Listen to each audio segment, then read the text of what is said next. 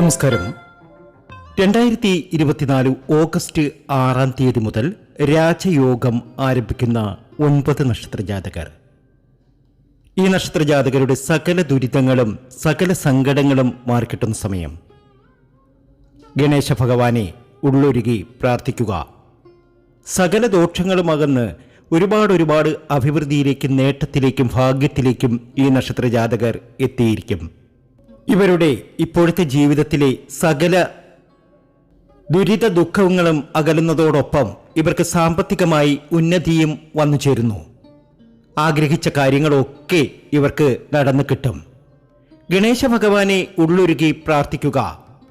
സകല ദോഷങ്ങളും അകന്ന് ഒരുപാട് അഭിവൃദ്ധിയിലേക്കും നേട്ടത്തിലേക്കും ഭാഗ്യത്തിലേക്കും ഈ നക്ഷത്രജാതകർ എത്തും ഉറപ്പാണ്. ബുധനാഴ്ച ദിവസം സിന്ദൂരം ചാർത്തി ഗണേശ ഭഗവാനെ പ്രാർത്ഥിക്കുക. ഗണേശാഷ്ടകം ജപിക്കുകയും പ്രാർത്ഥന നടത്തുകയും ചെയ്യുന്നതിലൂടെ ഇവരുടെ സകല സങ്കടങ്ങളും മാറി ഒരുപാട് സങ്കടങ്ങൾ, ദുഃഖങ്ങൾ, ദുരിതങ്ങൾ അനുഭവിച്ച ഇവർക്ക് ഒരു ഉയർച്ച വന്നു ചേരുന്നു.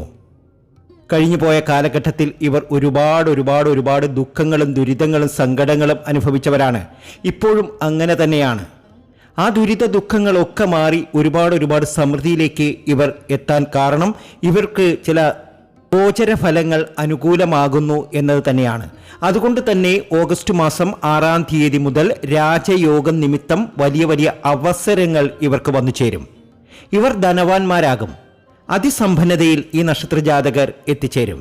ആ 9 നക്ഷത്രജാതകർക്ക് ഇനി ഭാഗ്യമാണ്, ഉയർച്ചയാണ്. ഇവരെ സംബന്ധിച്ചുള്ള കാര്യങ്ങൾ നമുക്ക് ഇന്നത്തെ വീഡിയോയിലൂടെ അറിയാം. അതിനു മുമ്പ് എന്നത്തെയും പോലെ ഇന്നും നിങ്ങളിൽ നിന്നും ആ വിലപ്പെട്ട ലൈക്ക് പ്രതീക്ഷിക്കുന്നു. എന്നെ സംബന്ധിച്ചിടത്തോളം നിങ്ങളുടെ ഈ ലൈക്ക് വളരെ വിലപ്പെട്ടതാണ്.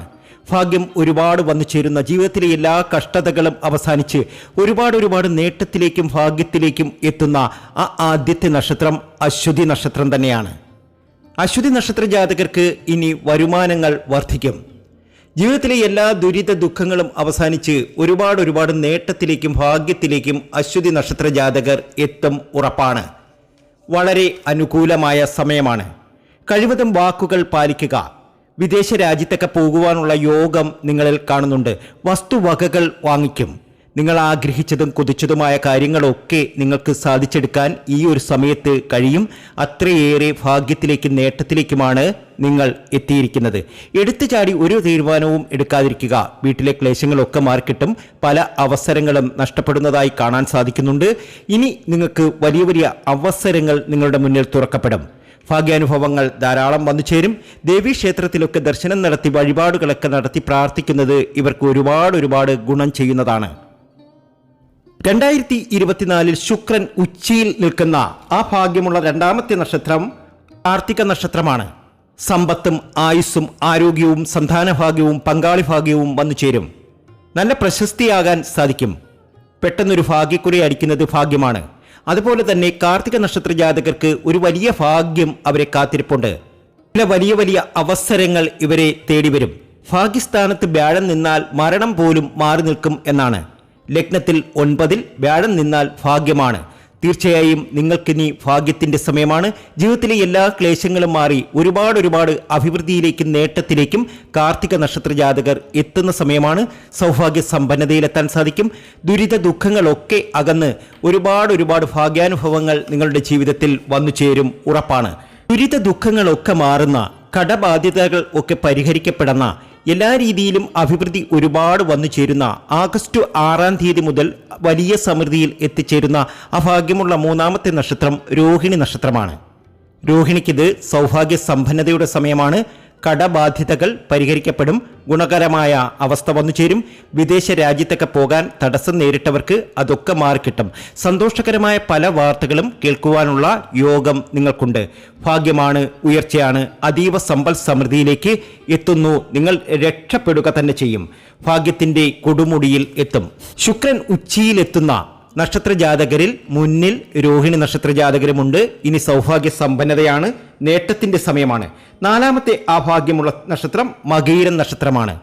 കുശാഗ്ര ബുദ്ധി ഇല്ലാത്തതിനാൽ ആരെയും അമിതമായി വിശ്വസിക്കുകയും പല ചതിവുകളും അബദ്ധങ്ങളിലും ചെന്ന് ചാടുകയും ചെയ്യുന്ന നക്ഷത്രമാണ് മകയിര നക്ഷത്രം. ഭാഗ്യമാണ്, ഉയർച്ചയാണ്. ഭഗവതിയുടെ അനുഗ്രഹമുണ്ട്. മക്കളെ ഓർത്ത് സന്തോഷിക്കപ്പെടും. ഭാവി ഭദ്രമാകുന്ന കാര്യം നന്നാകും. ശത്രുദോഷം മാറിക്കിട്ടും. ധനപരമായ നല്ല മുന്നേറ്റം മകീര നക്ഷത്ര ജാതകർക്ക് ഉണ്ട്. ഇനി സൗഭാഗ്യ സമ്പന്നതയുടെ സമയമാണ്. ജീവിതത്തിലെ എല്ലാ കഷ്ടതകളും മാറി ഒരുപാട് നേട്ടത്തിലേക്കും ഭാഗ്യത്തിലേക്കും പോകുന്ന സമയം. അഞ്ചാമത്തെ ആ ഭാഗ്യമുള്ള നക്ഷത്രം പുണർതമാണ്. കർമ്മരംഗത്ത് ഉയർച്ചയും ഭാഗ്യപുഷ്ടിയും സാമ്പത്തിക ലാഭവും അനുഭവപ്പെടും.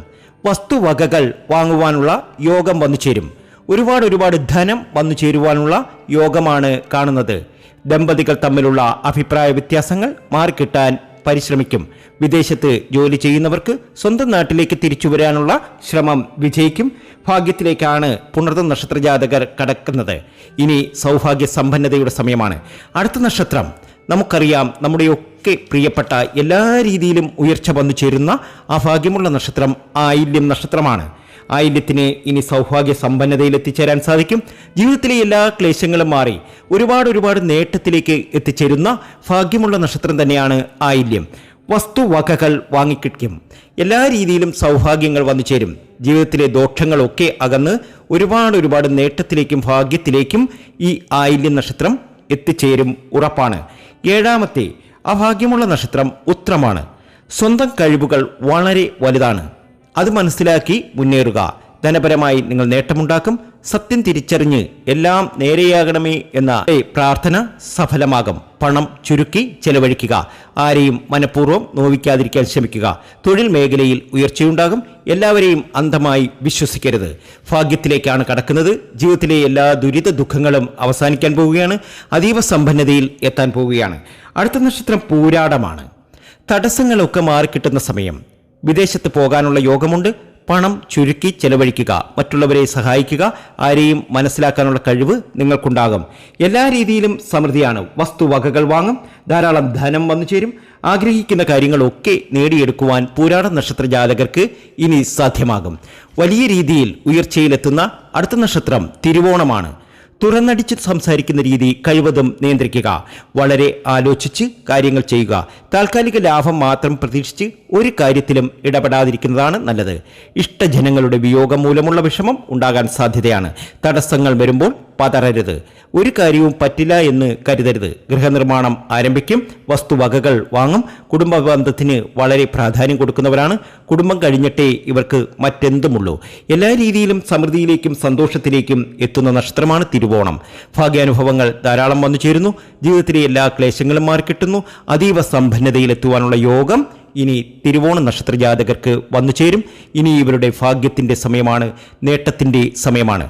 ജ്യോതിഷ സംബന്ധമായ നിങ്ങളുടെ പ്രശ്ന പരിഹാരങ്ങൾ അറിയുവാൻ വേണ്ടി നമ്മുടെ വാട്സാപ്പ് നമ്പറിൽ ബന്ധപ്പെടാവുന്നതാണ്.